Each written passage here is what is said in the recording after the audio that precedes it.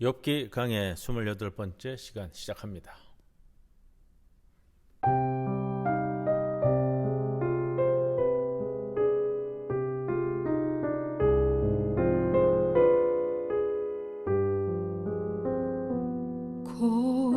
고도소서 임마누엘 구하소서 이스라엘 그 포로 생활 고달파 메시아 기다립니다.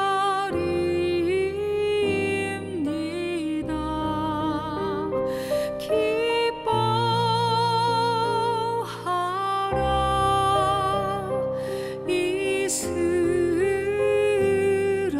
이스라엘 곧 오시리 오 임마누엘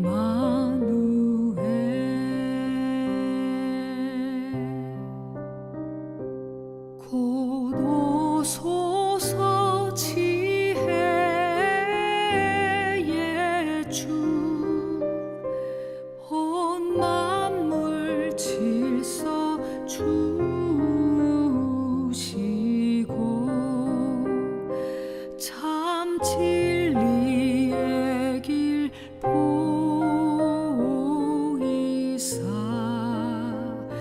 갈 길을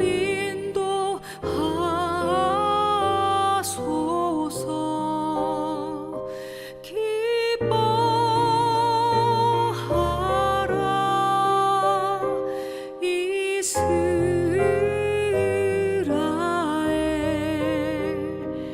곧 오시리 오 임마누엘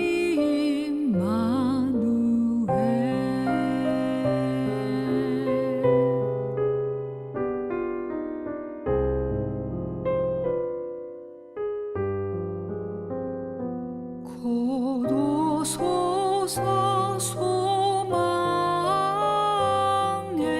주 만 백성 한맘 이루어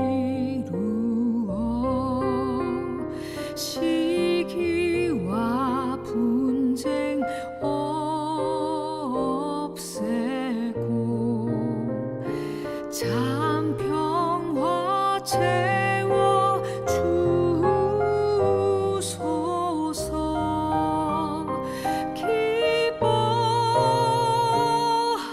기뻐하라 이스라엘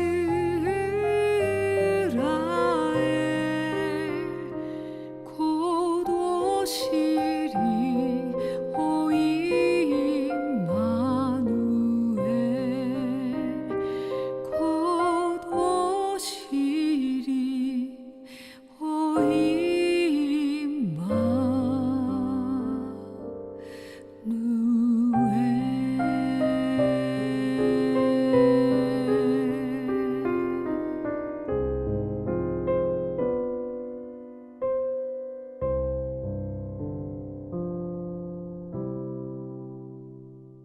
기도드립니다. 주님, 우리를 사용하여 주옵소서. 죄로 더럽혀졌고 번민에 쌓여있는 우리 영혼을 사랑으로 소생시키시고 새롭게 하여 주님의 거처로 사용하여 주옵소서. 일상의 깊이 가운데 동행하시는 주님의 임재를 깨달아 작은 일에도 감동할 수 있는 순수함과 큰 일에도 두려워하지 않는 대범함과 두려움을 이기는 용기와 남의 허물을 감싸주는 포용력, 그리고 고난을 참아내는 인내를 갖게 하옵소서. 매사에 무사한 일에 빠지지 않게 해주시고 매일매일 보람과 즐거움으로 충만한 하루를 살게 하옵소서. 주님이 뜻하시고 바라시는 일이 무엇이든 그 일에 우리를 선한 도구로 사용하여 주옵소서. 우리의 몸과 입을 사용하시어 영광스러운 이름을 전파하게 하옵소서. 예수님의 이름으로 기도드리옵나이다. 아멘. 99장 찬송드립니다.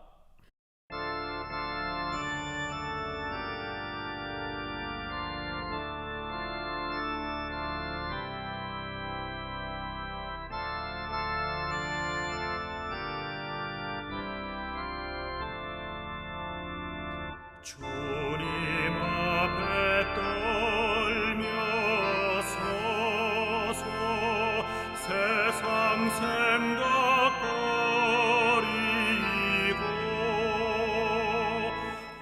고요하게 머리 숙여 주의 은총 빌어라. 하늘 보좌 버리시고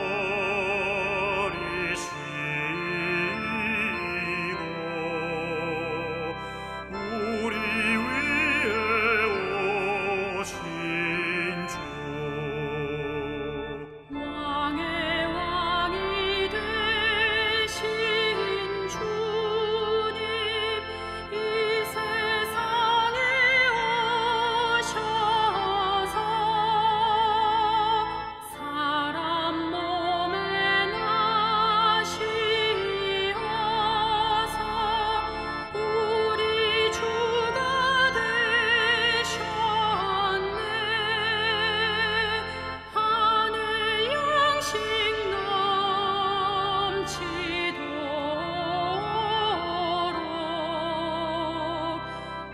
우리에게 주시네.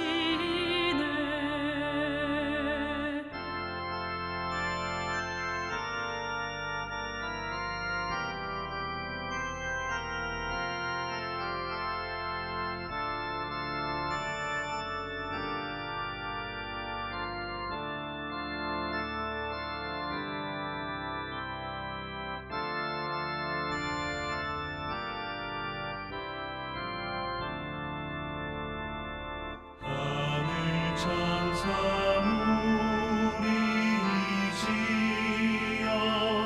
행진하며 나가니 영광스러운 하늘나라 참된 빛이 꺼지네. 마귀 권세 물러가고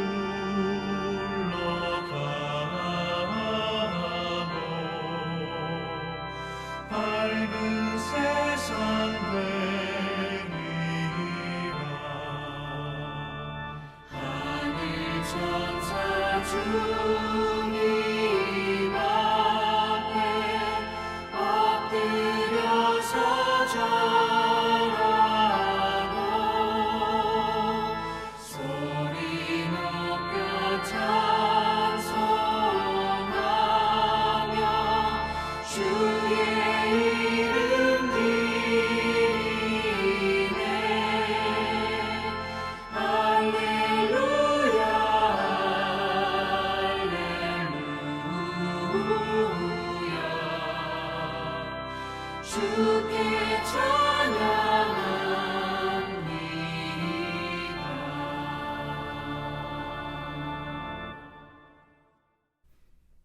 예, 오늘 28번째 시간입니다. 욥기로서는 23장이 되고요. 1절에서 17절까지 말씀인데 오늘 다 읽고 다 봉독하고 오늘 말씀 함께 나누도록 합니다. 욥이 대답하여 이르되 오늘도 내게 반항하는 마음과 근심이 있나니 내가 받는 재앙이 탄식보다 무거움이라.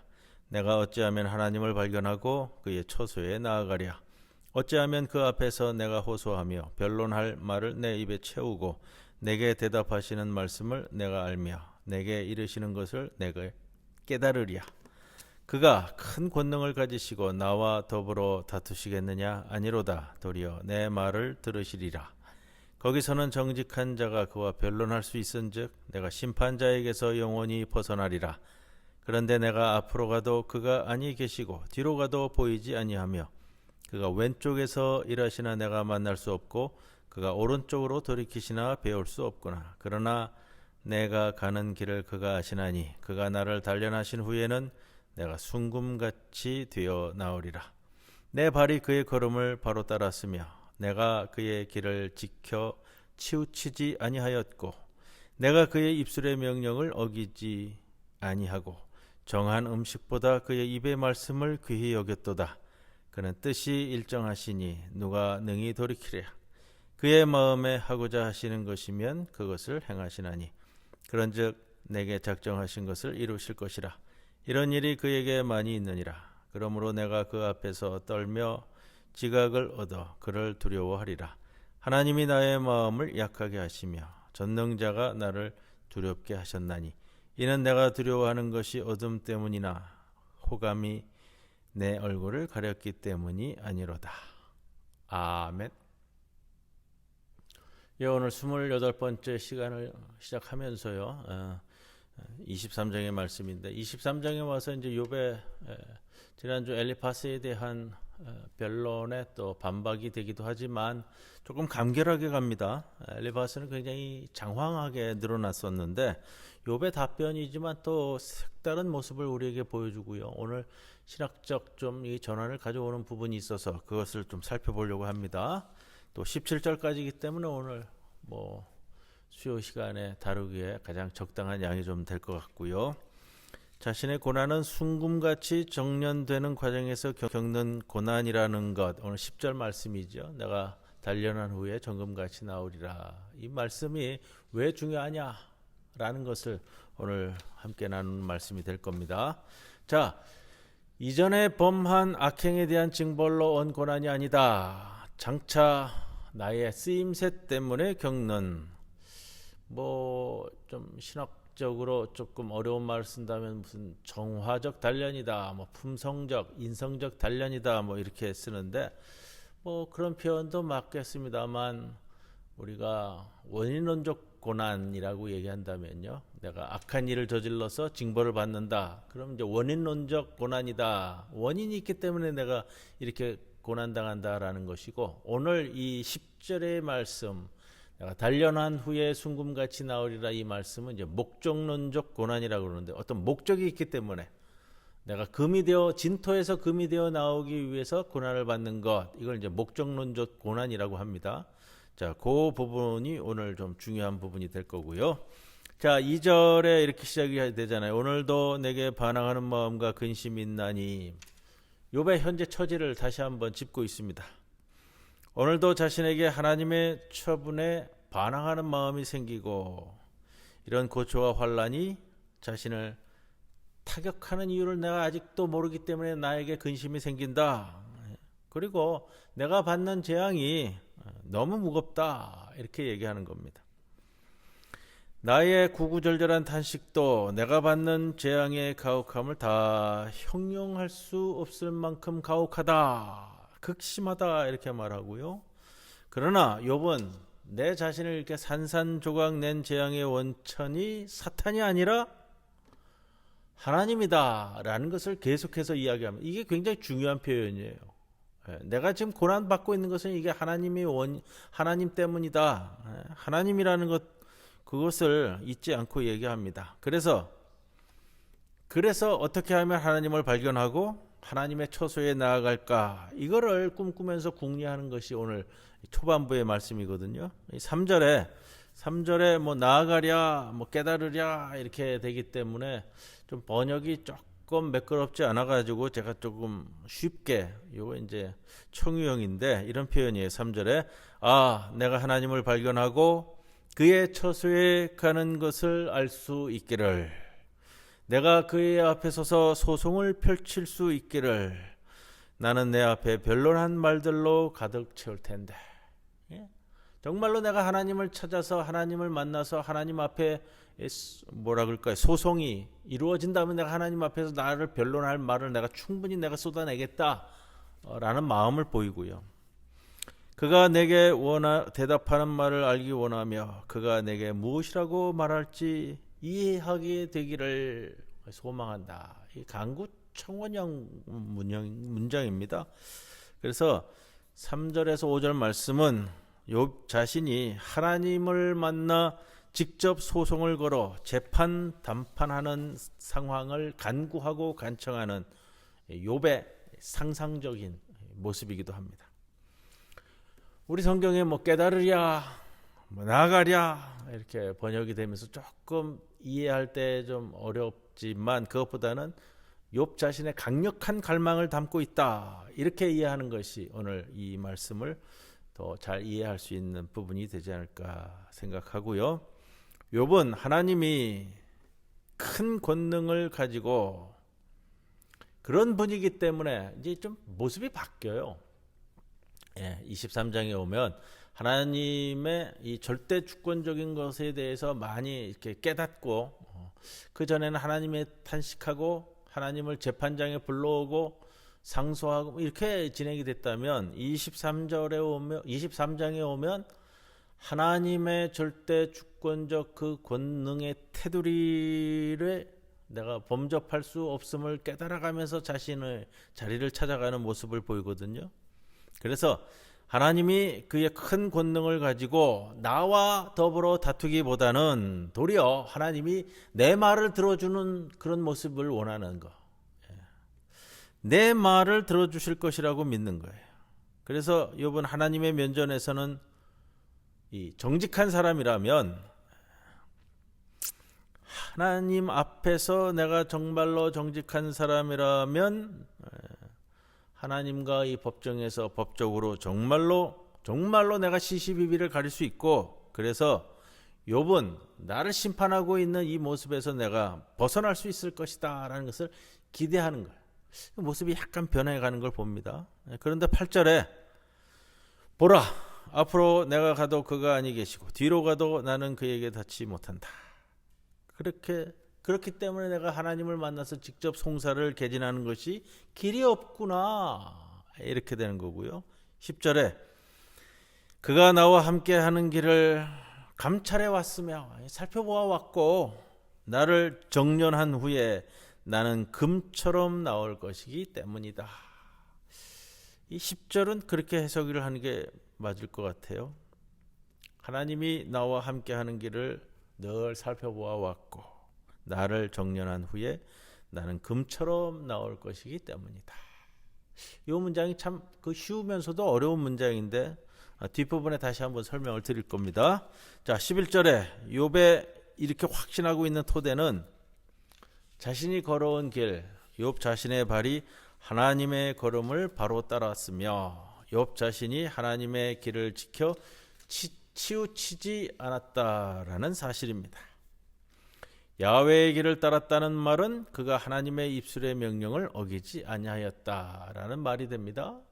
12절에 정한 음식이라고 되어 있는데 정한 음식은 뭐냐면 이 정해진 음식이에요. 내가 받기로 하고 안 받기로 한 이 작정한 음식이란 말인데 정한 음식보다 하나님의 말씀에 귀 기울였다라는 것은 내가 정한 나의 규례보다 내가 이 작정을 해서 이 음식 먹고 안 먹고 이걸 정했다라는 거거든요. 이게 이제 넓은 의미로서 내가 만든 나의 규례보다 난 하나님의 말씀을 따랐다 이런 표현입니다. 자, 13절에서 이제 마지막 17절까지 보면서는요. 자, 욥이 확신하고 있는 것은 있어요. 끝까지 가면서 자기가 잃지 않는 건 뭐냐면 1장에서 하나님께서 욥을 온전한 자, 정직한 자라고 먼저 선언을 하고 욥기가 시작이 됐잖아요. 그거를 항상 염두에 두고서 이 욥의 비탄사를 살펴봐야 되거든요. 자, 그렇기 때문에 욥이 자신의 순전을 확신하면서도 이 13절 이하에서는 뭘 자꾸 얘기하냐면 하나님의 절대 주권적 임의성, 그걸 내가 두렵게 인정하는 상황을 이야기합니다.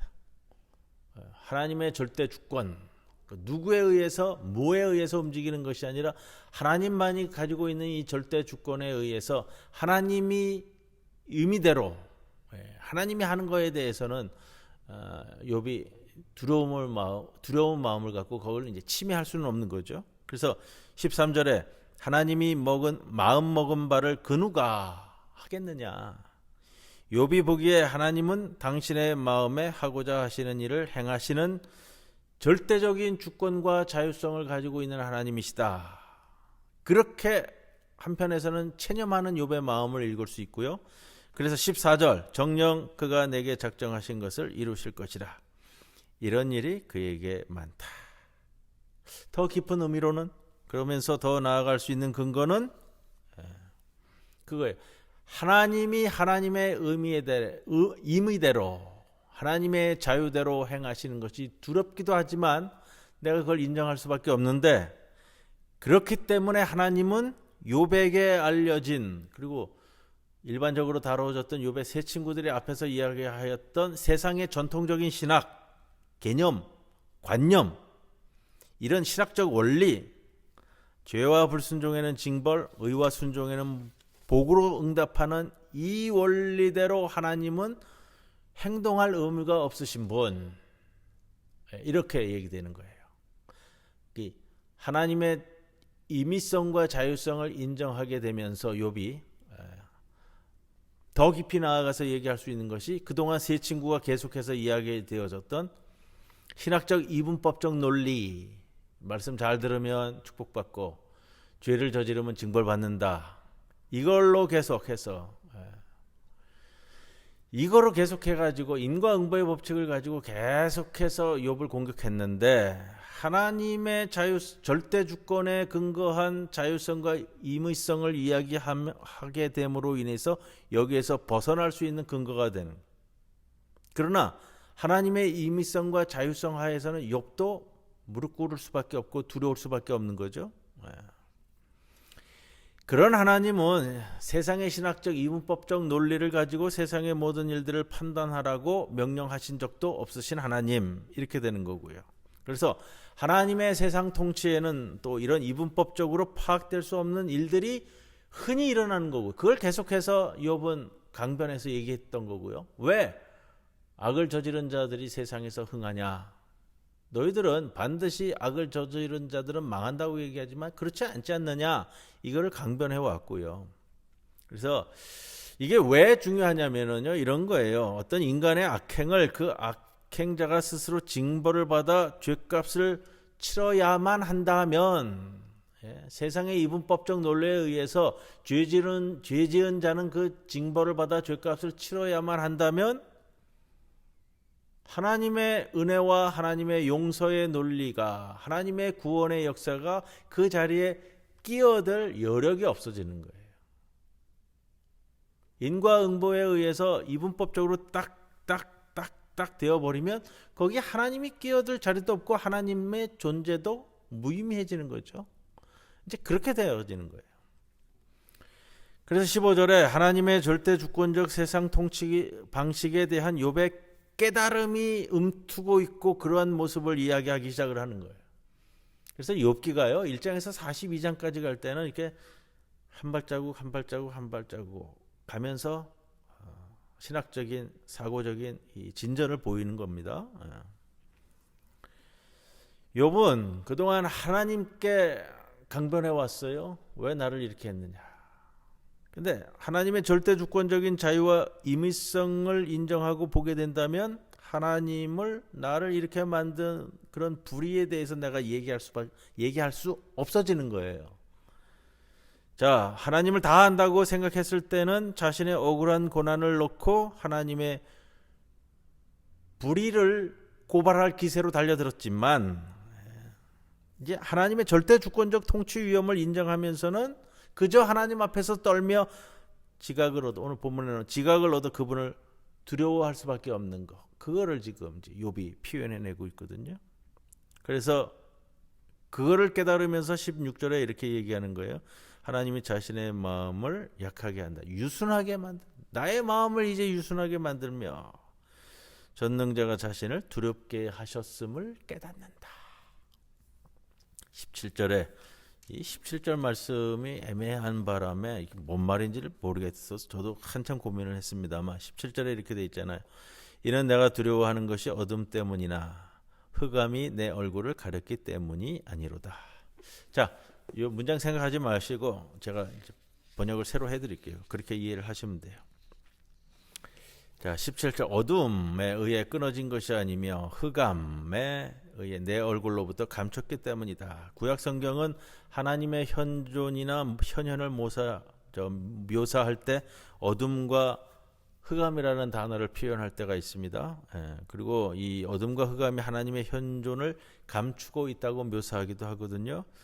17절 하반절에 감추다의 목적어는 하나님이에요. 하나님을 감춘다라는 거예요. 그래서 내 자신이 고통을 겪게 된 이유는 흑암이 욥 자신의 얼굴로부터 하나님을 가렸기 때문이다 라는 것을 깨달았다라는 표현이에요.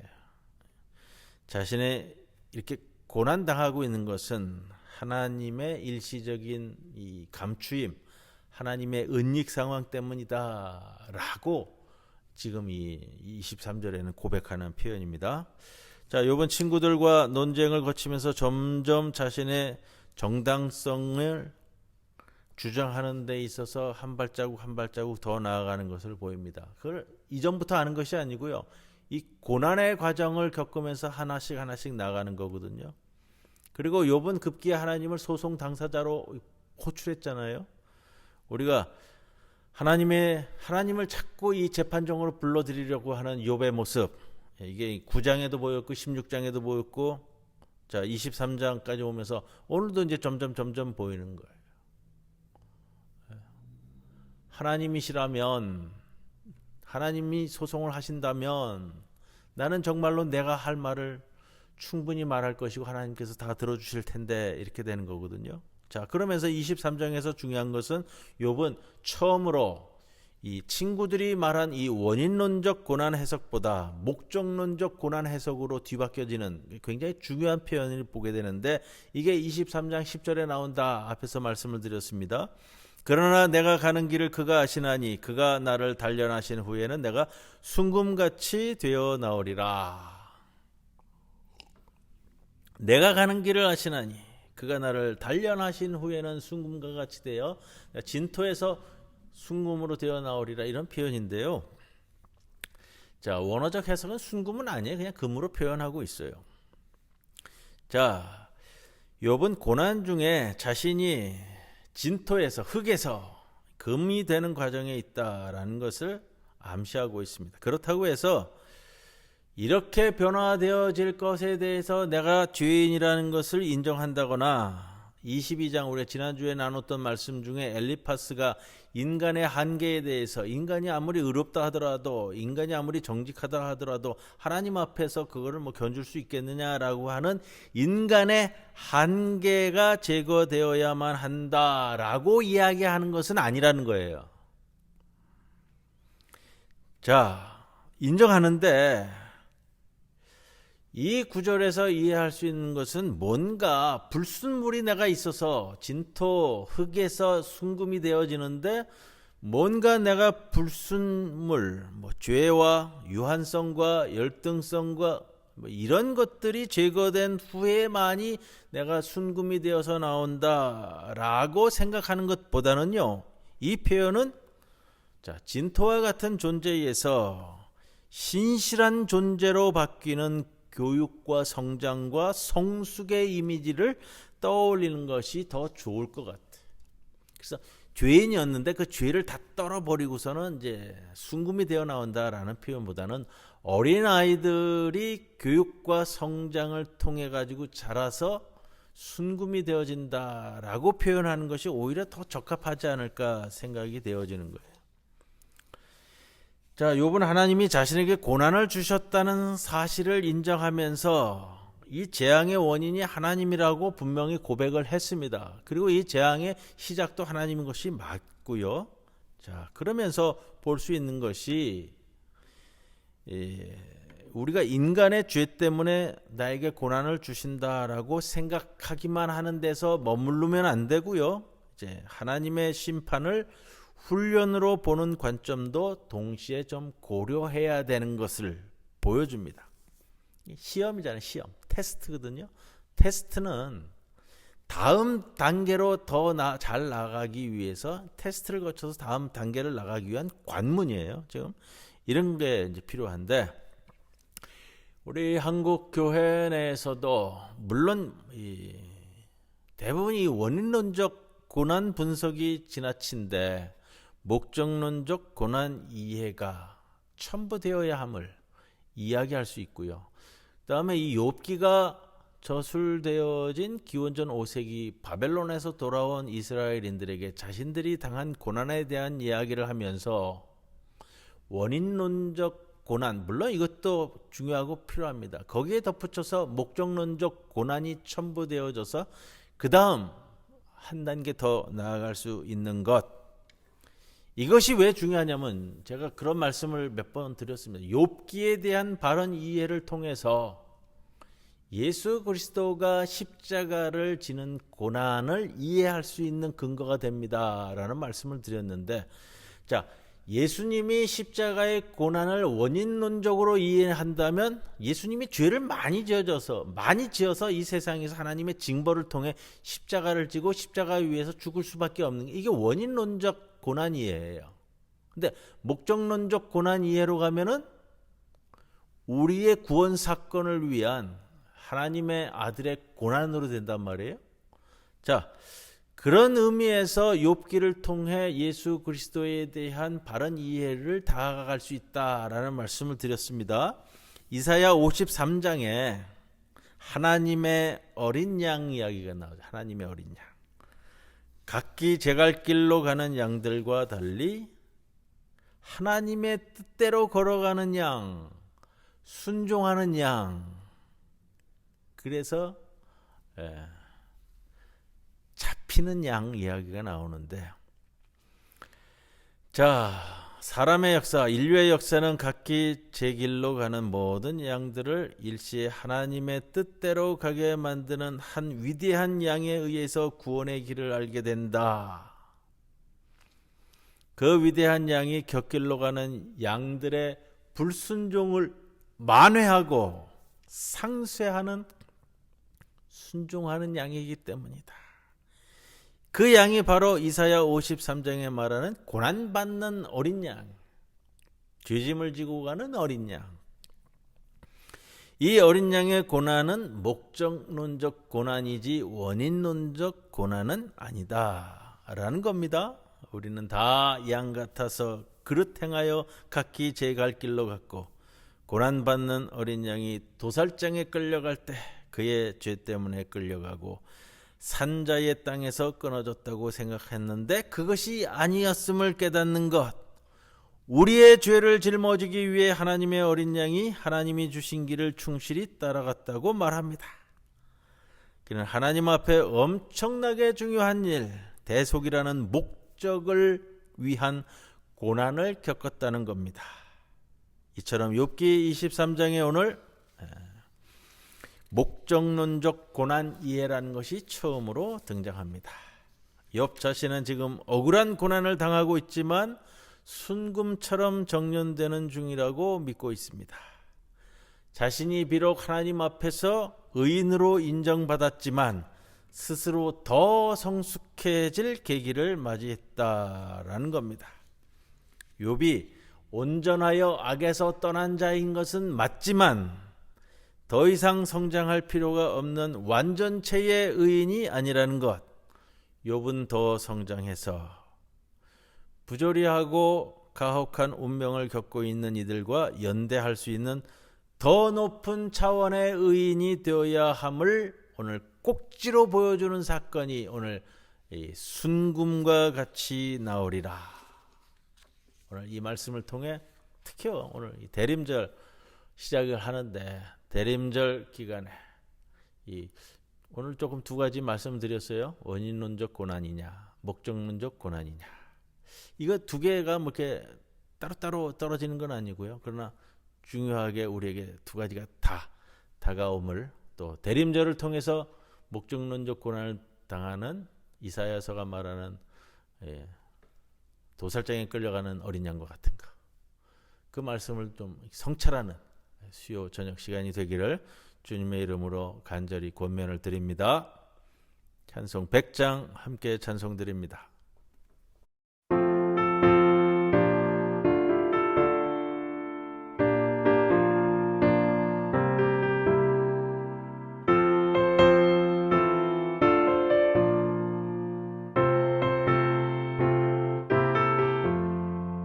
미리암과 여인들이 춤을 추며 노래하고 전쟁 북이 멀리하고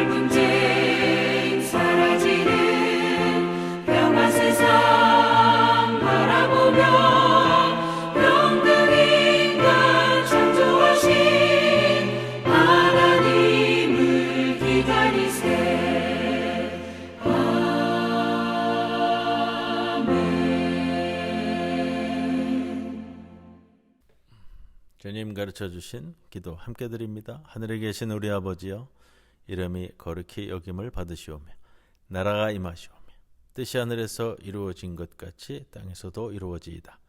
오늘 우리에게 일용할 양식을 주시옵고 우리가 우리에게 죄 지은 자를 사하여 준 것 같이 우리 죄를 사하여 주시옵고 우리를 시험에 들게 하지 마시옵고 다만 악에서 구하시옵소서. 나라와 권세와 영광이 아버지께 영원히 있사옵나이다. 아멘.